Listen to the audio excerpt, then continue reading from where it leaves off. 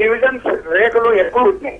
దీనివల్ల ఏంటంటే ప్రతి చోట ఈ స్నేహపూర్వం అనేది పోయిందండి, స్నేహం అనేది లేకుండా పోయింది.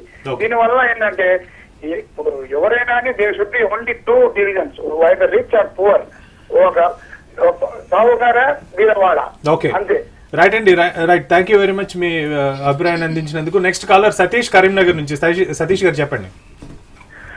సార్, కేసీఆర్ 2 నెలలు మౌనంగా ఉంటేనే తెలంగాణ అంతా చల్లగా ఉంటుందని మేము అనుకుంటున్నాం సార్. ఈ మధ్య కాలంలో ఎవరు కూడా చనిపోలేదు. అతను ఇచ్చే స్టేట్మెంట్ తోని జనం అనేది ఈ విధంగా చనిపోతున్నారని నాకు భావన సార్. ఓకే, చిత్తరంజన్ గారు మీరే ఉంటారు.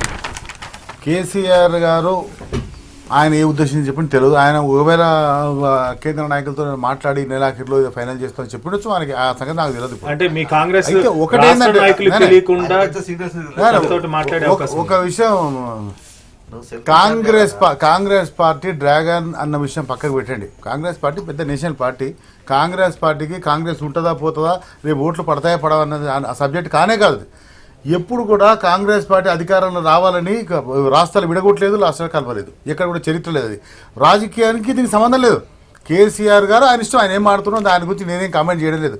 ఒక్క విషయం మాత్రం క్లియర్, ఇది మన్మోహన్ సింగ్ గారు మీరు రబ్బర్ స్టాంప్ అన్నారు, లేకపోతే సోనియా గాంధీ గారు, అది మా పార్టీ ఇంటర్నల్ విషయం. సో చంద్రబాబు నాయుడు గారికి అందరూ రబ్బర్ స్టాంపులు అంటారు, కేసీఆర్ రబ్బర్ స్టాంపులు అంటారు.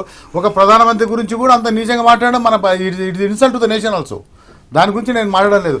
ఇప్పుడు ప్రధానమంత్రి గారు ఈజ్ ద మోస్ట్ చాలా ఎఫిషియెంట్ అని మొన్న కూడా చెప్పినా మళ్ళీ కూడా చెప్తున్నాం. ఎందుకంటే corruption is difference from the efficients. Corruption అన్ని రంగాల్లో ఉంది, ఎవరికి మొత్తం తీస్తే అన్నీ ఉండే బయటికి. దాన్ని కరప్ట్ కూడా చేస్తున్నాం, మనం స్టాప్ కూడా చేస్తున్నాం. ఇప్పుడు ఏమంటే ఈ యొక్క తెలంగాణ ఇష్యూ అనేది చాలా కీలకమైన సమస్య. ఇప్పుడు మన్మోహన్ సింగ్ గారు ఫైనాన్స్ మినిస్టర్గా ఉండి ఈ దేశంలో అనేక రిఫార్మ్ తీసుకొచ్చిండు, ఇండస్ట్రియల్ రివల్యూషన్ చేసిండు, చాలా efficient finance minister and also efficient prime minister. అది మా కాంగ్రెస్ పార్టీ ఇద్దరు కలిసి ఉంటారు కాబట్టి మా లీడర్ సోనియా గాంధీతో కలిసి ఉంటారు.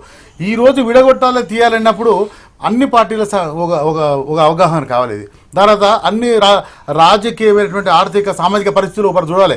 ఇది విడగొట్టాలంటే ఒక నిమిషం అయ్యేది కాదు. December 9th నాడు ఇచ్చేటువంటి స్టేట్మెంట్ చిదంబరం గారు ఏ ఉద్దేశం మీద ఇచ్చారు, అన్ని పార్టీస్ అంతకు ముందు యాక్సెప్ట్ అయినా ఇచ్చారు. ఇమీడియట్ గా తెలుగుదేశం రివాల్ట్ అయింది, కాంగ్రెస్ లో కొంతమంది రివాల్ట్ అయ్యారు, అన్ని పార్టీలు కూడా మొత్తం రివాల్ట్ అయ్యే వరకు ఈ సబ్జెక్ట్ అయిపోయింది. కాబట్టి మొత్తం యునానిమిటీ రావాలి. మీరు ఎంతసేపు కేసీఆర్ గారికి ఓట్లు కావాలి, ఆయన పార్టీకి గెలవాలి, చంద్రబాబు నాయుడు కావాలి, ఆయన పార్టీ, కాంగ్రెస్ లో కొంతమంది కావాలని అనుకున్నప్పుడు రోజులు ఈ తెలంగాణ డిఫికల్ట్ అవుతుంది.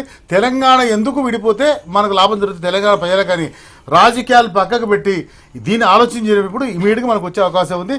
ఏదేమైనా కూడా ఇది కేంద్ర దృష్టిలో ఉంది, సోనియా గాంధీ దృష్టిలో ఉంది. ఏదో పరిష్కారం మాట్లాడదాం, దీని గురించి మాట్లాడదాం. మనతో పాటు డాక్టర్ లక్ష్మణ్ గారు, బీజేపీ జాతీయ కార్యదర్శి, ఫోన్ లైన్ లో సిద్ధంగా ఉన్నారు మాట్లాడడానికి. నమస్కారం అండి.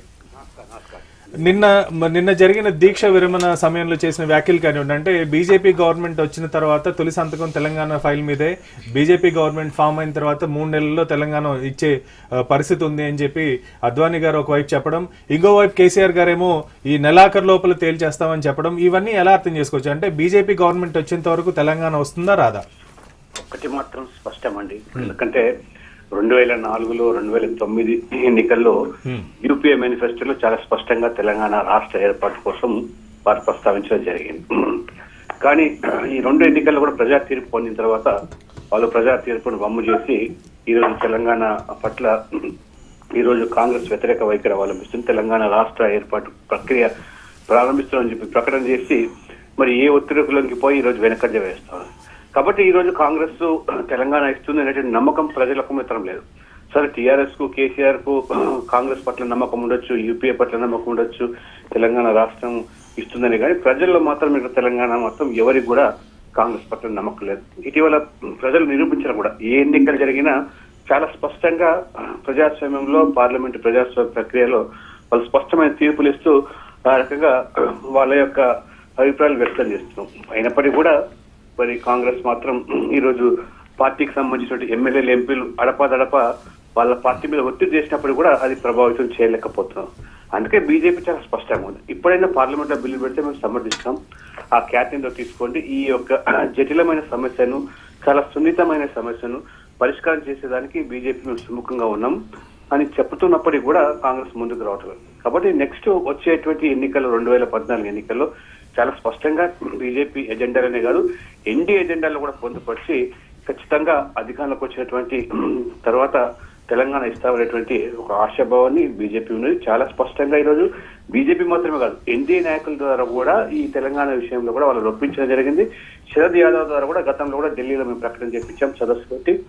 అదే నమ్మకంతో ఈరోజు ప్రజలు కూడా భావిస్తున్నారు. కాబట్టి 2014 లోపల కాంగ్రెస్ ఇవ్వదనే విషయాన్ని కూడా ప్రజలు గమనించి ప్రజలు కూడా రేపు ఇచ్చే పార్టీని కనుక గెలిపించినట్లయితే తెలంగాణ వస్తుందనే దానికి మరి ప్రజలు అర్థం చేసుకోవాలి. ఎన్ని ఉద్యమాలు చేశారు, ఎంతమంది త్యాగాలు చేశారు ప్రజలు. ఈరోజు యువకులు, ఉద్యమకారులు, విద్యార్థులు 850 మంది చనిపోయారంటే ఎప్పటికప్పుడు కూడా ఈ వాయిదాలు వేయడమే. అంటే కాంగ్రెస్ తెలంగాణ ఇస్తామని చెప్పడం, ఒక పండుగ పేరు మీద దేని పేరు మీద ప్రకటించడం, వెనకంజ వేయడం.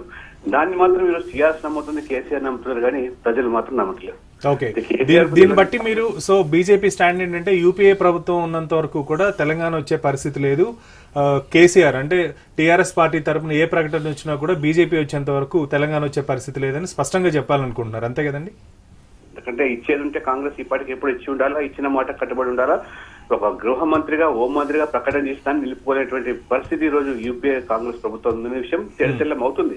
ఈ రోజు బీజేపీ నమ్మకం లేదని కాదు, యావత్ తెలంగాణ ప్రజలు నమ్మటం లేదు కాంగ్రెస్ తెలంగాణ ఇస్తుందని.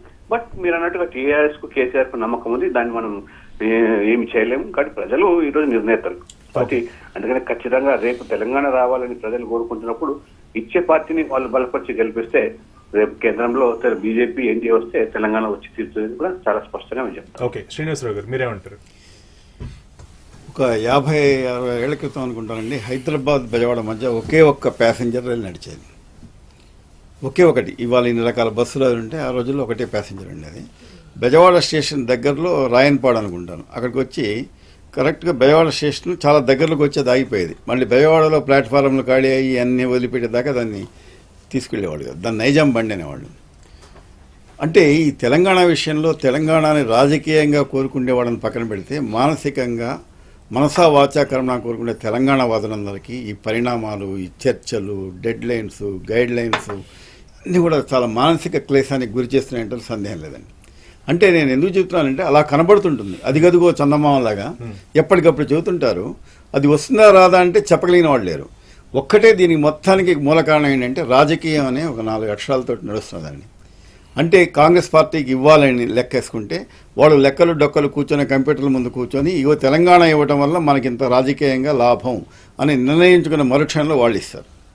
బీజేపీ వాళ్ళు కూడా ఇప్పుడు రేపు పొద్దున 2014లో ఎలక్షన్ల తర్వాత మేము వెంటనే మొదటి బిల్లు పెడతాం. దానికి ఇంకొకటి కూడా చెప్పారు లక్ష్మణ్ గారు, ఏంటి ఇవాళ పార్లమెంట్లో పెట్టినా కూడా మేము సమర్థించడానికి సిద్ధమే అన్నట్టు చెప్పారు. అంటే 2014 దాకా ఆఖరికి లేదు, ఇప్పుడైనా మేము సిద్ధమే అని చెబుతున్నారు. అన్ని రాజకీయ పార్టీలు కూడా తెలంగాణని ఒక రకమైనటువంటి ఒక ఆట వస్తువు, ఆయుధం కింద వాడుకున్నా పర్వాలేదు. ఆయుధం కింద వాడుకున్న పార్టీలు కూడా ఉన్నాయి, కానీ ఆట వస్తువు కింద వాడుకున్న వాళ్ళే ఎక్కువ మంది కనబడుతున్నారు. దీనికి అంతటికి కారణం ఏంటంటే ఇంకా ప్రతి వాళ్ళకి దీని మీద లెక్కలు డొక్కలు తేలటం లేదు. ఇవ్వటం వల్ల లాభం ఎంత, ఇవ్వకపోవటం వల్ల నష్టం ఎంత, ఇస్తే ఇదెంత అదెంత అనేది దగ్గరే తేలటలేదు. ఆ లెక్కలు తేలిన మరుక్షణమే ఈ తెలంగాణ సమస్యకు పరిష్కారం దొరుకుతుంది. అప్పటి వరకు అయితే మనకి ఇదే మనం ఏదో అంటారు సార్, రంజాన్ చంద్రులాగా నెలవంక కనపడ్డా అని మొత్తం అన్నట్టుగా ఆ తెలంగాణ అనేది ఒక నెలవంక లాగా అనమాట. అన్ని రాజకీయ పార్టీలకి అది ఒక రకంగా తయారైంది. రాజయ్య గారు మీరేమంటారు?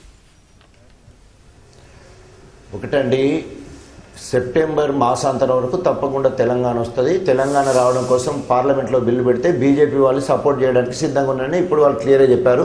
ఒకవేళ 2014 వరకు కూడా తెలంగాణ ఇవ్వకపోతే బీజేపీ అధికారంలోకి వస్తే మేము బిల్లు పెడతామని చెప్పేసి వారు చెప్పడం వాళ్ళ ఉద్దేశం. నిన్న పోర్ దీక్ష చేసిన కిషన్ రెడ్డి గారు చెప్పింది కూడా అదే.